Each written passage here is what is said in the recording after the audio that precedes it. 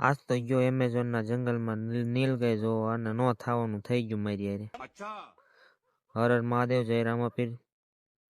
મસ્ત મજાની સવાર થઈ ગઈ છે, નીકળી ગયો વાડી બાજુ અને પછી આવી ગયો શીરાવા. સૂકી ભાજી, ખીચડી, પૂરી મસ્ત મજાનું શીરાવી લીધું અને પછી આવી ગયો બાઇક લઈને એમેઝોન ના જંગલમાં નીલગાય જોવા.